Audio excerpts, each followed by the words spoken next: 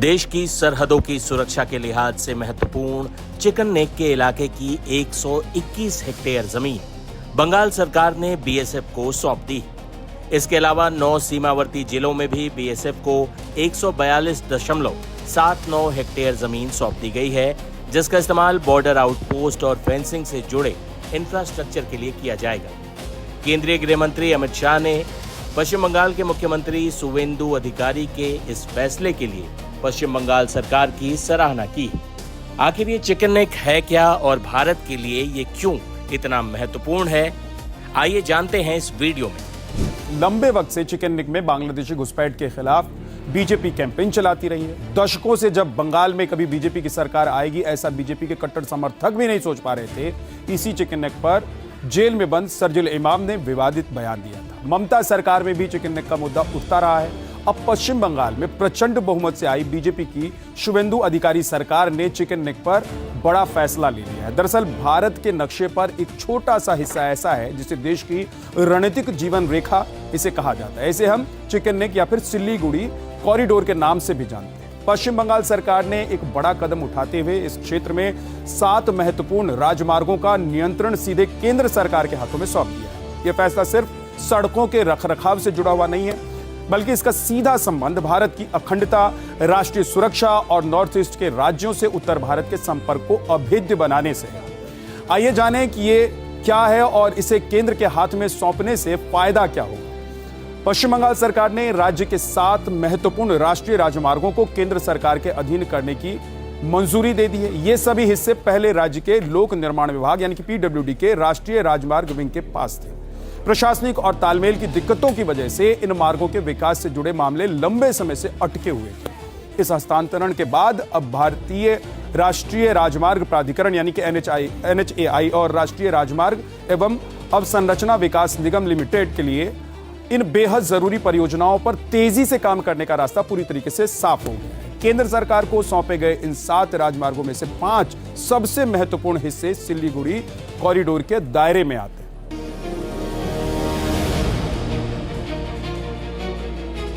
इस पूरे क्षेत्र को चिकन नेक इसलिए कहा जाता है क्योंकि भौगोलिक रूप से इसका आकार मुर्गी की गर्दन जैसा पतला है। यह पश्चिम बंगाल के उत्तरी हिस्से में दार्जिलिंग और जलपाईगुड़ी के पास स्थित है। लगभग 60 किलोमीटर लंबे इस पूरे इलाके की सबसे संकरी जगह महज 20 से 22 किलोमीटर चौड़ी है। आकार में छोटा होने के बावजूद यह भारत का सबसे संवेदनशील भूभाग माना जाता है। भौगोलिक दृष्टि से यह गलियारा भारत के लिए रीढ़ की हड्डी की तरह है। यही वो एकमात्र जमीनी रास्ता है जो देश के बाकी हिस्सों को हमारे जो 8 उत्तर पूर्वी राज्य असम, अरुणाचल प्रदेश, मणिपुर, मेघालय, मिजोरम, नागालैंड, सिक्किम और त्रिपुरा से इन्हें जोड़ता है। यहां से गुजरने वाली मुख्य रेल लाइनें और राष्ट्रीय राजमार्ग ही इन राज्यों तक पहुंचने का एकमात्र जरिया है।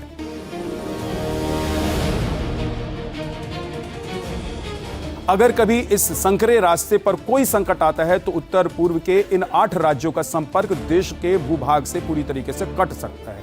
सिलीगुड़ी कॉरिडोर सिर्फ आंतरिक रूप से ही महत्वपूर्ण नहीं है, बल्कि इसकी अंतर्राष्ट्रीय सीमाएं इसे और भी संवेदनशील बनाती हैं। ये इलाका नेपाल और बांग्लादेश की सीमाओं से घिरा हुआ है। इसके साथ ही सिक्किम और तिब्बत की चुंबी वैली सहित भूटान का डोकलाम ट्राई जंक्शन भी इसके बेहद करीब स्थित है। चीन की नजरें हमेशा इस इलाके पर टिकी रहती है, जिससे इस भूभाग पर किसी भी तरह का प्रशासनिक या ढांचागत व्यवधान पूरे देश की सुरक्षा के लिए एक बड़ा खतरा बन सकता है। इन प्रमुख रणनीतिक मार्गों का सीधा नियंत्रण केंद्र सरकार के पास आने का सबसे बड़ा फायदा भारतीय सेना को मिलेगा। यह सेना की 13 कोर सहित अन्य महत्वपूर्ण सैन्य इकाइयां तैनात रहती हैं। उत्तर पूर्व की सीमाओं पर साजो सामान, भारी हथियार और सैनिकों की त्वरित तैनाती के लिए इन सड़कों का हर समय बेहतरीन स्थिति में होना बेहद जरूरी माना जाता है। केंद्र के सीधे नियंत्रण से सामरिक तैयारी मजबूत होगी और आपातकालीन स्थितियों में सेना बिना किसी रुकावट के तेजी से कदम आगे बढ़ा सकेगी।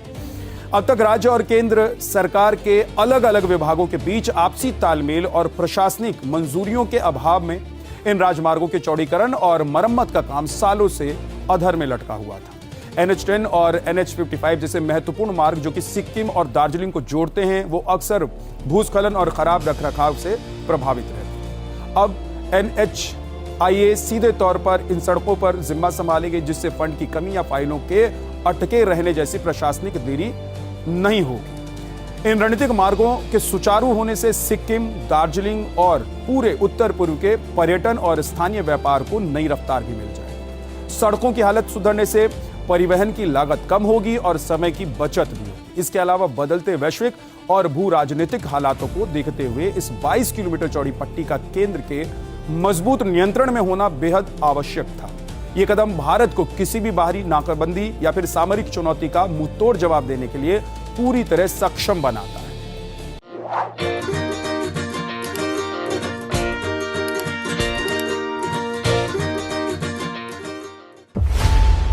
खबरों की रणभूमि में यहां शोर नहीं, सोच लड़ती है। जहां शब्द नहीं, फैक्ट्स वार करते हैं और हर सवाल खोलता है सच की नई परत।